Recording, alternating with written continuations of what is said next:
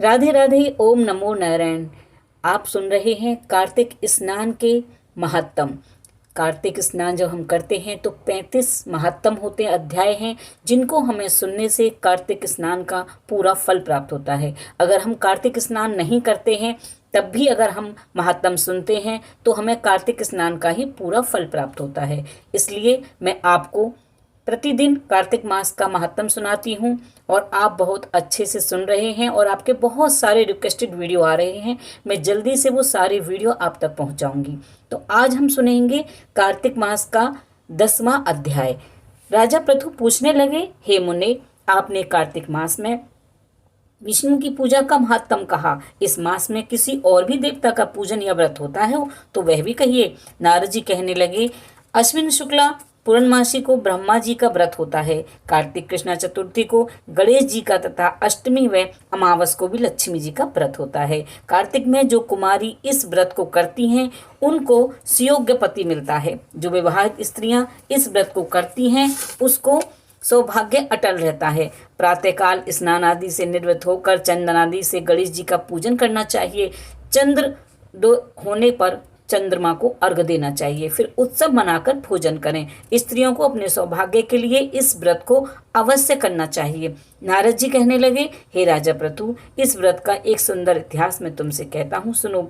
भद्रवती नाम की एक पुरी में सुधर्म नाम का एक राजा था। उसके रविदत्त, सुशर्मा, जय शर्मा और सुशोभन नाम वाले 4 पुत्र और वीरमती नाम की कन्या थी। उस कन्या वीरमती का विवाह देवव्रत के साथ हो गया। वे दोनों बड़े ही प्रेम के साथ रहते थे। एक दिन अचानक घर में बैठे हुए देवव्रत को सांप ने काट लिया, जिससे उसकी मृत्यु हो गई। वीरमती बहुत जोर से रोने लगी, चिल्लाने लगी और चारों भाई तथा माता पिता भी वहां आ गए। सारा उनका घर दुख रूपी समुद्र में डूब गया। उस समय दुखों को दूर करने वाले पुलस्त ऋषि भी वहां आ पहुंचे। राजा ने हाथ जोड़कर कहा कि महाराज, कौन से पाप कर्म से मेरी यह कन्या विधवा हुई है। तब पुलस्त ऋषि ने कहा कि राजन, कार्तिक मास में तुम्हारी कन्या ने गणेश चतुर्थी का व्रत नहीं किया, इसी पाप से यह विधवा हुई है।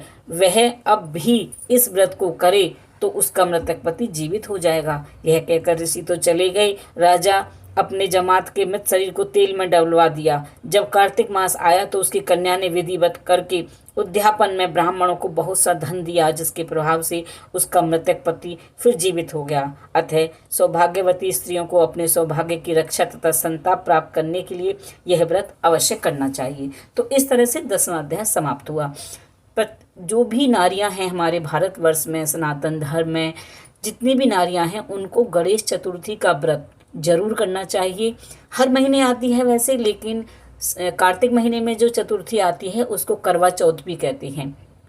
गणेश भगवान सारे विघ्न हरने वाले हैं, सब प्रथम पूजनीय हैं, तो हमें गणेश भगवान की पूजा जरूर करनी चाहिए, उनका व्रत रखना चाहिए और चंद्रमा को अर्घ देना चाहिए। उम्मीद करती हूँ कि आपको मेरी वीडियो पसंद आ रही होंगी। वीडियो पसंद आ रही है तो कमेंट्स बॉक्स में श्री हरि विष्णु भगवान राधा रानी के लिए या ओम नमो नारायण आप जरूर लिखिए, जिससे कि आपको पूरा फल प्राप्त हो। और आप हमें इंस्टाग्राम पर फॉलो कीजिए। हम अपने प्रतिदिन की पूजा आप तक पहुंचाते हैं, अपने भगवान के दर्शन कराते हैं। हम अपने फेसबुक जो हमारा ग्रुप है वहाँ भी आप अपनी पूजा, अब जो भी आप अपने भगवान का श्रृंगार करते हैं ना, तो वहाँ पे आप जुड़ जाइए और अपने भगवान जी की हमें फ़ोटो पिक भेजिए कि आपने अपने भगवान का किस तरह से श्रृंगार किया।